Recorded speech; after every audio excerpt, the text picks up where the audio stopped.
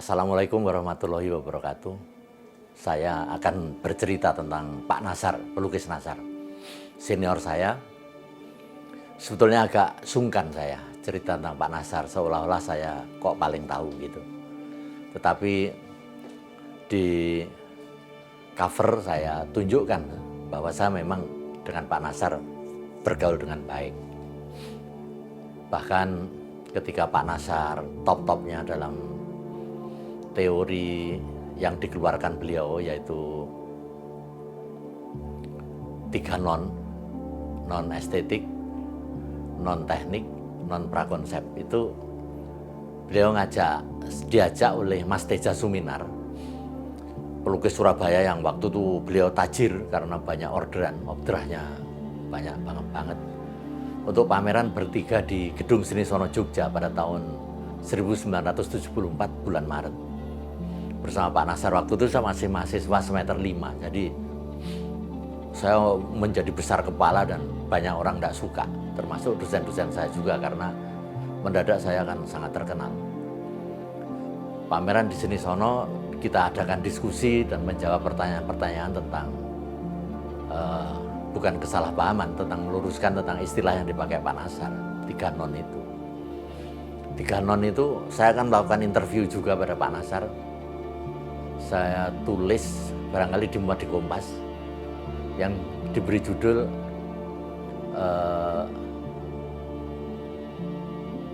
bahwa otomatis estetik, bahwa 3 non itu otomatis estetik. Jadi istilah-istilah Pak Nasar itu memang secara akademik sulit dimengerti, tetapi secara kebatinan seni rupa bisa dimengerti.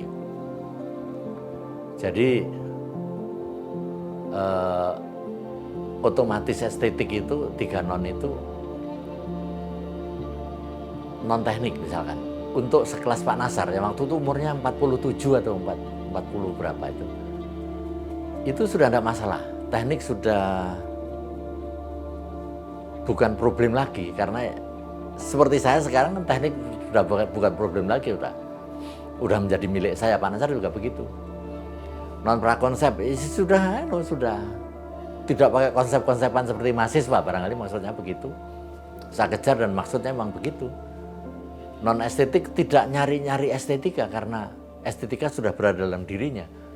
Seorang yang telah pengalaman melukis ya jangan ditanya remeh-temeh, ya itu masih remeh-temeh, masih elementer. Jadi penjelasannya itu sebelumnya waktu di Seni Sono itu Pak Nasar ngajak saya, "Dik, yuk ke ini,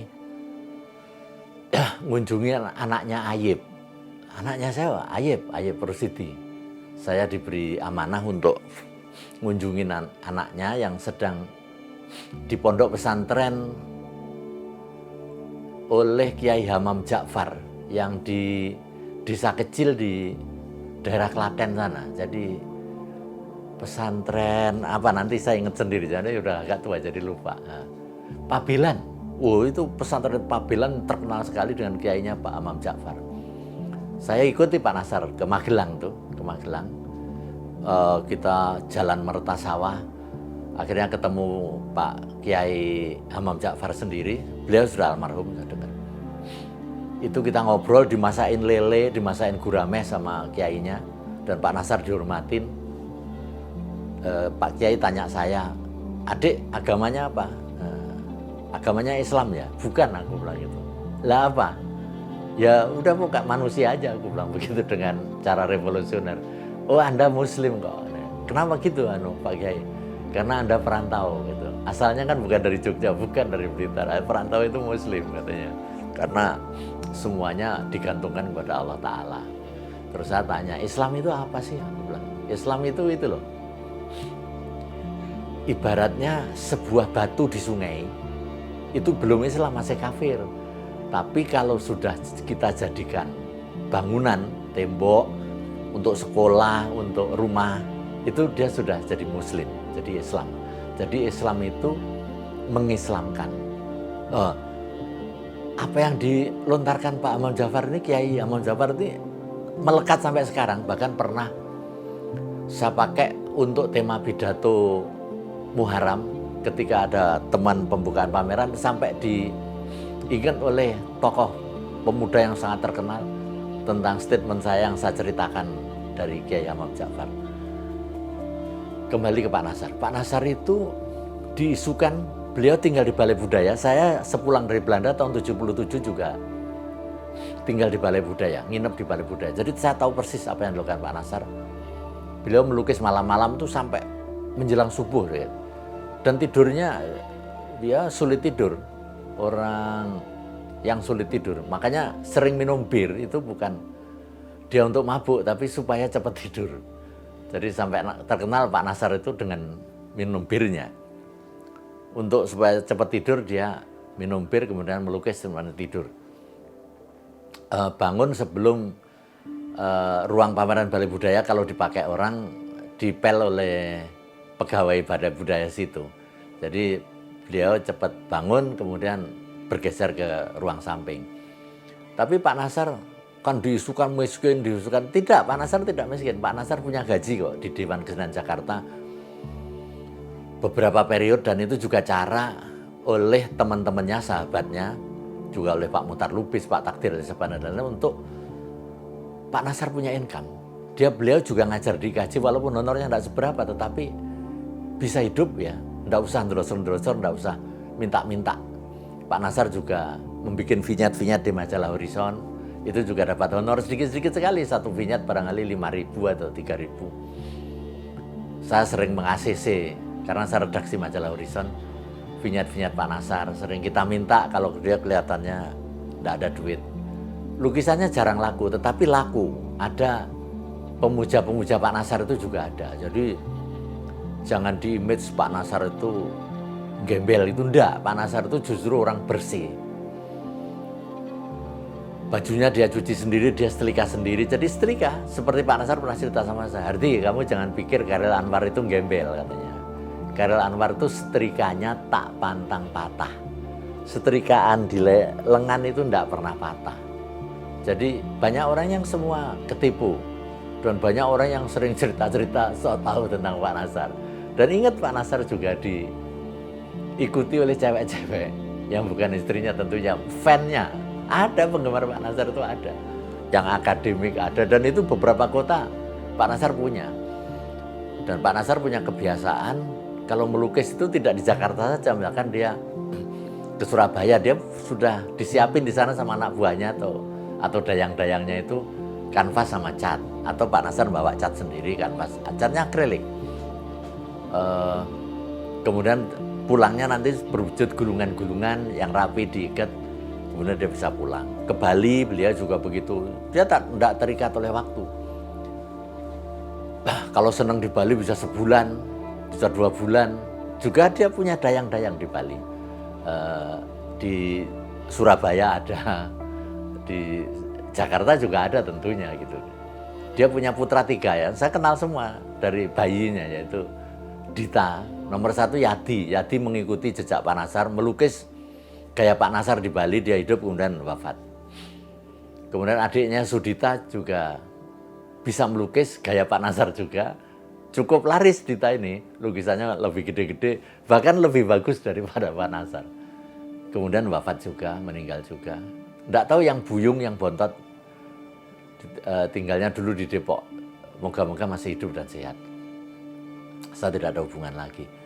Dita itu kalau pameran, yang diminta sambutan saya. Dia datang ke rumah, dengan sowan gitu, ngobrol ini baik-baik, nanti pulang saya sangonin. Udah otomatis, jadi saya menganggap keluarga Pak Nasar itu ya seperti adik-adik saya aja. Dan mereka tuh seniman yang militan, seniman yang apa adanya, jadi tidak triki-triki. Pak Nasar tinggal di Balai Budaya itu enggak apa-apa, kantornya di tim, tinggal di Balai Budaya gratis lagi, enggak apa-apa. Di situ dia melukis secara produktif. Ketika Pak Nasar sakit-sakit, Dita jualin lukisannya, saya beli, ada 3 atau 4 lukisan begitu, dengan harga yang sangat murah, dan ada perasaan bersalah pada diri saya, kok sampai segini Pak Nasar jualnya. Tapi dia jualan lukisan, barangkali ketika Pak Nasar tua itu banyak lukisan yang dibeli teman-temannya yang sekarang beredar di dunia pelelangan. Pernah Pak Nasar waktu itu jadi anggota DKJ dan ngajar di IKJ.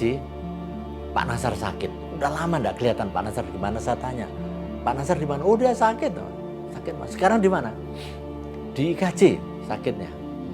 Saya samperin di sana tahun 87 kalau nggak salah. 87, waktu itu saya jadi direktur acara di tim BP3 namanya. Karena DKJ mengalami stuck dalam memprogram acara, sehingga uang masuk nyaris tidak ada di tim. Saya diangkat oleh Gubernur Suprapto atas rekomendasi Pak Parmo untuk pegang acara, dan saya punya relasi-relasi seperti Butet, itu Miing Bagito, kemudian Mas SNS dan lain-lain. Banyak saya. Teater Koma yang saya tanya, teater koma kuat mentas berapa lama? Sebulan kuat? Enggak kuat Mas. Kalau seminggu kuat. Oke, sebulan kontrak Salate Silat. Kemudian teater koma bisa pentas sebulan. Dulu lenong segala kita bikin rekayasa untuk main di Geraha Bakti Budaya dengan karcis. Ketoprak, kemudian wayang orang. Mas Rendra pentas di tim setelah kena dilarang itu kita semua yang membikin. Nah itu Pak Nasar tidak pernah nongol, kemudian kita tanya, di mana beliau? Di IKJ. Saya datang ke IKJ, merinding saya.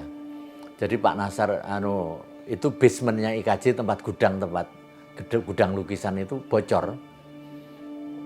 Airnya netes-netes, Pak Nasar tidur di velvet tentara itu yang lipetan itu di situ dengan menggeh-menggeh. Napasnya satu-satu sangat kurus sekali. Terus saya tanya, Pak Nasar apa mau dibawa ke rumah sakit? Saya kontak Pak Parmo, Kepala Dinas Kebudayaan DKI, juga direktur utamanya tim. Pak Parmo, Pak Nasar sakit. Oh ya, harus kita bawa ke rumah sakit. Kita bawa ke Sinkarolus atas biaya dari Dinas Kebudayaan. Kemudian selang beberapa bulan beliau baik. Kemudian datang ke tim, dia ngucapin terima kasih pada saya. Terus dia bilang gini, Hardi, saya perlu duit. Kamu ada duit mana? Ada, sedikit Pak ya. Oh ya, enggak apa-apa. Terus dia ngomong lagi, Hardi, saya tolong dibelikan bir. Kita belikan bir, suatu kehormatan bagi saya. Kita belikan bir, dia bilang gini, Hardi, kamu tahu, hanya pada kamu saya berani ngomong begini. Dan saya percaya, ya memang betul. Setelah itu, supaya beliau punya duit, kita pamerkan lukisannya di tim pameran tunggal.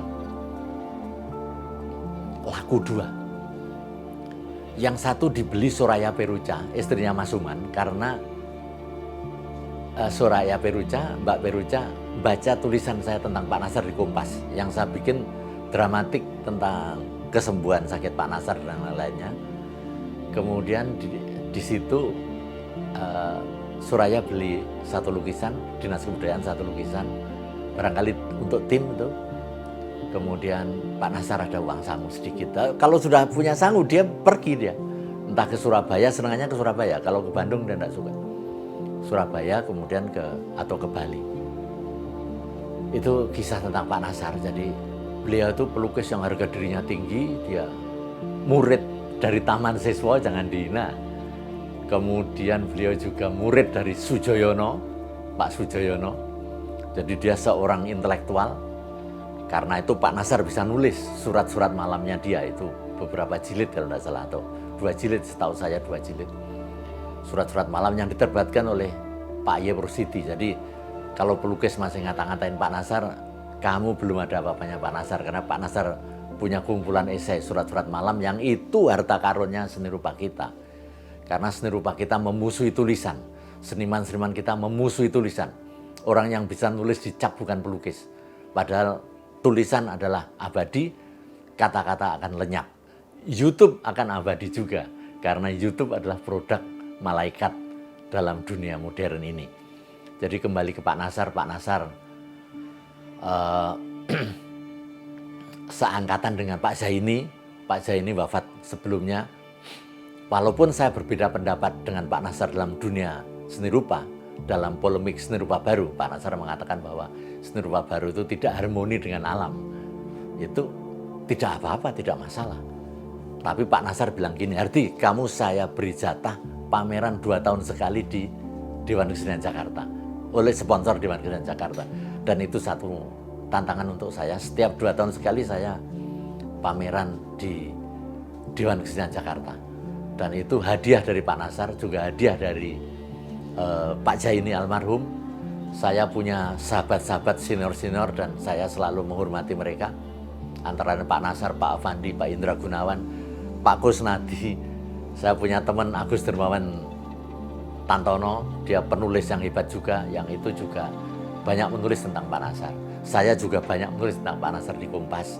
Kadang-kadang saya diprotes orang, Hardi kamu nulis Pak Nasar dengan foto-foto yang menyedihkan, Pak Nasar tergolek. Judulnya memang Pak Nasar tergolek, di Kompas pernah itu.